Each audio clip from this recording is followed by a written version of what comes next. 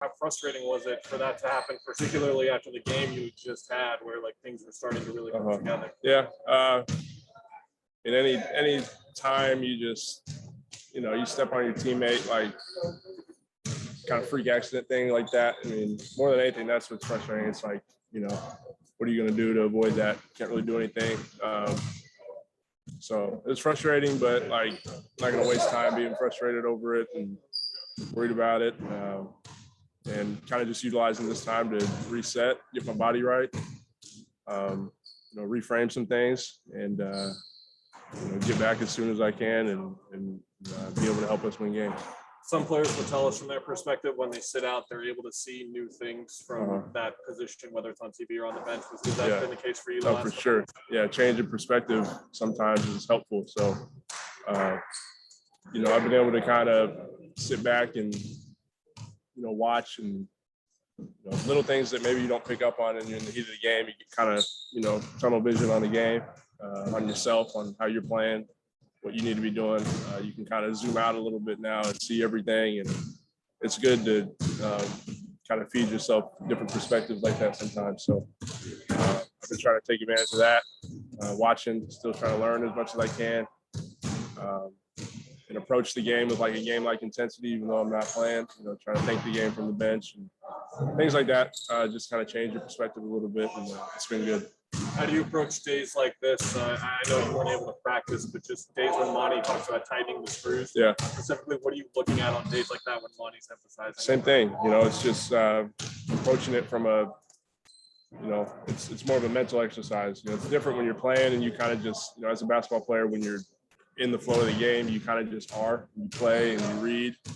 But when you're not, you're forced to kind of see a multitude of things at one time and think a little bit more, So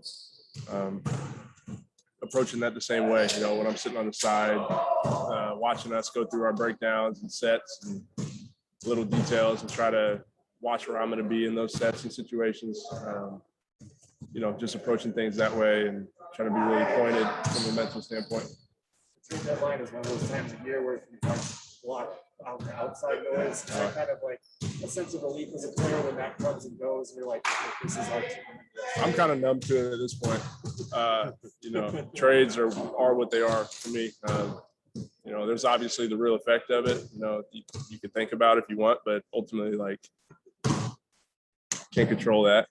So I quit worrying about it after the first time I got dealt. And so, it's kind of take it for what it is, and but don't spend much time thinking on it. Talking about getting your body right, do you have a certain time frame in mind, or is it just kind of day-to-day? Post All-Star right now. These next 2 games, coming up back-to-back, get to the All-Star break. I've come back from ankle injuries a little too early in the past. And, with the aspirations this team has and what I have for myself, and for us, I want to make sure I'm in the best place possible, to be able to sustain for a long time. And so I'm, that's kind of the thought right now. As part of that is kind of the schedule as far as, not having as much practice time to really like test it in final time. Well, somewhat. Competitively, like I want to play, yesterday.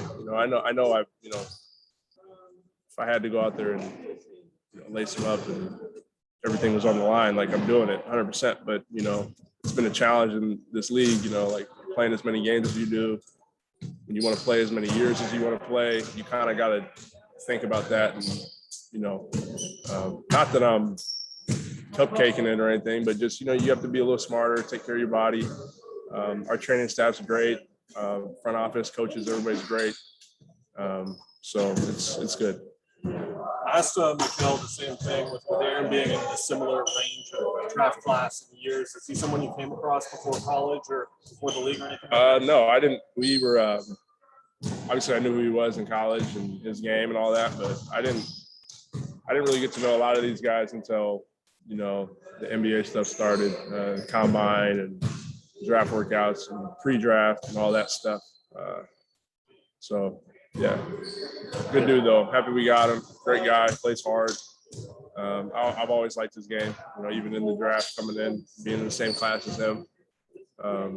you know, he fits our mold well here for sure. You pick up on that really quickly. So. Maybe I was going to just ask a quick thing about Chris. I noticed that in games, like homes are talking to him, they really like something. Yeah. Can you speak to seeing that firsthand this year, where someone said something to him and then all of a sudden you saw. Well, you can see it. You don't even have to know what's said or what he says or what they said to him. He's so expressive, you know, like anybody and everybody can see it, like just how he, you know, furrows his brow and looks at people and starts talking and John and, you know, so, you know, even the little stuff like when he draws a foul or something to look at you and, you know, like it's great. You know, it's part of basketball. It's what you love. We feed off of that. When he gets going a little bit, we like that. He gets a little more aggressive offensively, starts scoring, going at guys. So it's fun, man. It's awesome. It's awesome being this close to, you know, that guy and how great he is and what he does every night.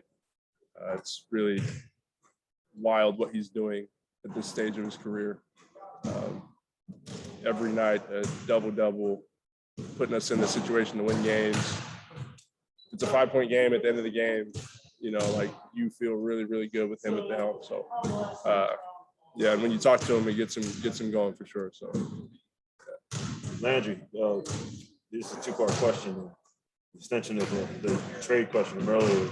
You've been 14 4 years, so, you know, is it easier to not get attached for Valentine's Day purposes today? Is it easier to not get attached when you're always traveling and not being involved with the ladies? And my second question is, does being in the NBA and being, you know, a millionaire make you that much more handsome than most players are?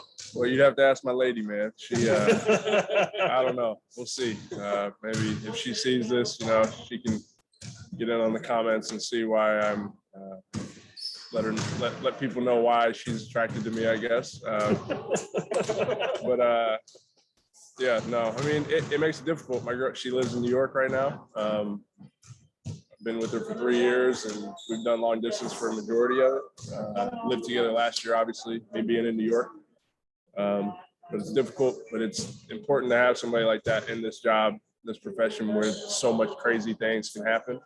You know, you got somebody who can kind of, you know, be stable, hold you down, just be there for you. So I don't know if that's kind of where you're going with that question, but that's 100%, you know, it's important for sure.